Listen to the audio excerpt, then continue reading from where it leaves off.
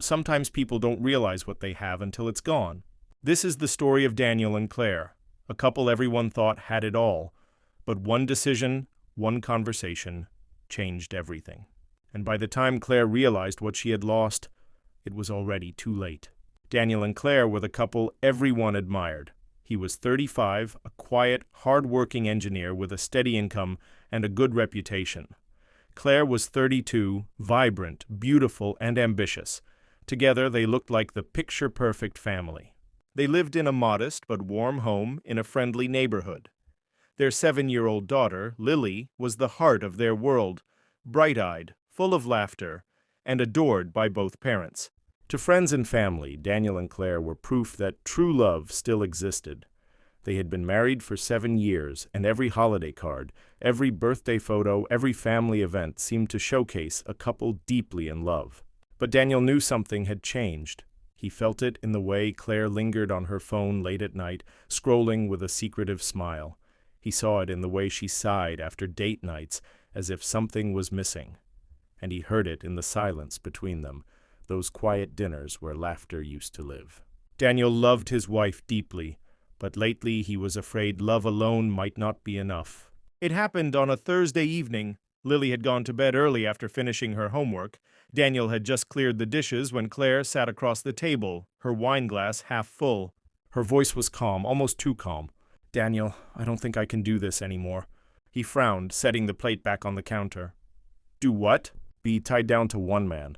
I don't want to stay in a monogamous relationship anymore." For a moment, Daniel thought he misheard her. He stared, searching her face for a trace of humor, a smirk, some sign that this was a bad joke. But her eyes were serious. His chest tightened. "You're saying you don't want to be married to me?" "No," she said quickly, as if to soften the blow. "I still love you, but I don't want to be trapped. I want freedom. I want to live without feeling chained to one person for the rest of my life." Her words echoed in his ears. Freedom, trapped, chained. Was that what their marriage meant to her? Daniel swallowed hard. "Claire, we made vows. We built a life together. We have Lily. Doesn't that mean anything to you?" Claire leaned back, arms crossed, her face unreadable. "It does, but love isn't enough for me anymore. I need more than this routine." The silence stretched. Daniel's heart was breaking, but his voice stayed steady. "If that's how you feel, then you're free to go." Claire blinked. She expected shouting. She expected begging. She expected him to fight for her. But instead he stood calmly, as though her words had already decided everything.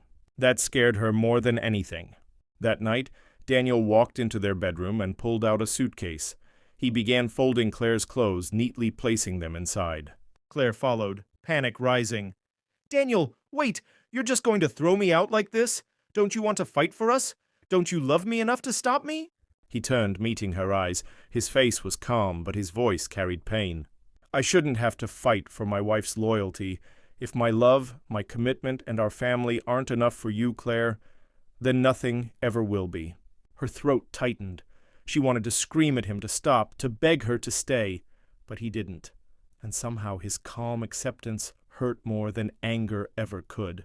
By midnight, she was gone. She told herself she would find herself, that she needed space, that maybe this was just a phase.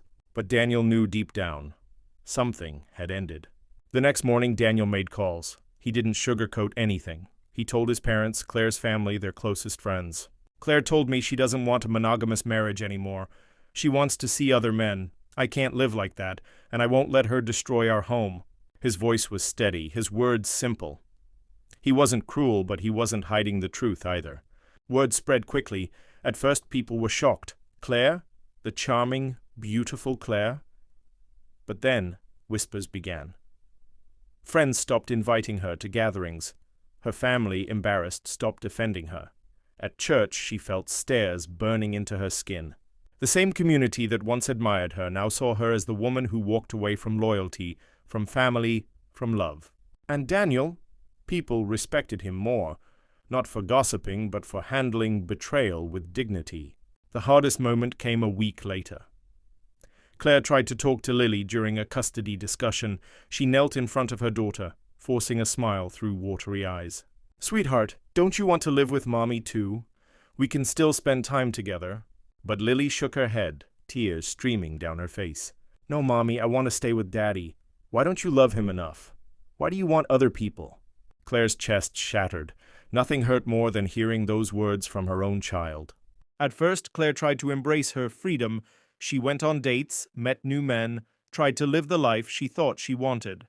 But the truth hit fast. These men weren't interested in her heart. They didn't care about her dreams, her laughter, or her soul. They wanted her body. They wanted a fling. They wanted the version of her that lived only for the moment. Loneliness crept in. Nights became longer. She scrolled through her phone, looking at Daniel's posts. Pictures of Lily at soccer games, father-daughter dinners, trips to the park. The life she once thought was boring was the very life she now craved.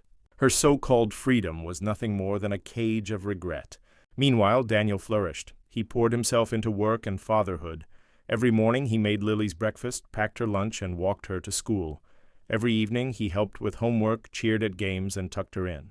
He became not just a father, but a rock in her life. At work he earned promotions, his focus sharper than ever. In the community he became admired as the man who didn't break under betrayal. Even women noticed. But Daniel wasn't rushing into anything. His heart needed healing, and his focus was on Lily. He had learned a powerful lesson. Love is a gift, not something to be taken for granted. Months passed. One rainy evening, Claire appeared at Daniel's doorstep. Her eyes were swollen from crying, her clothes damp. "Daniel," she whispered. "please, I made a mistake. I thought freedom would make me happy, but it didn't. I lost everything. Please, give me another chance." For a long time, Daniel just stared at her. His heart wanted to remember the woman he once loved, but his soul was weary. "Claire," he said softly, "forgiveness doesn't mean restoration. I gave you my loyalty, my trust, my heart. You threw it away, and now there's nothing left for me to give." Tears streamed down her face. "But Daniel?" He shook his head. "I'm not angry anymore.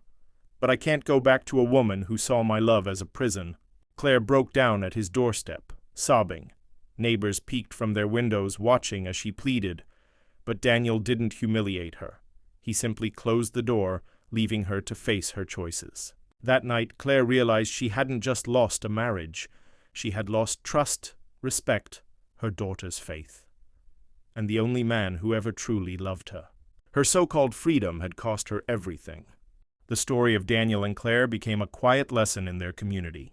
People whispered, not about her beauty or charm anymore, but about how she threw away something priceless for something empty.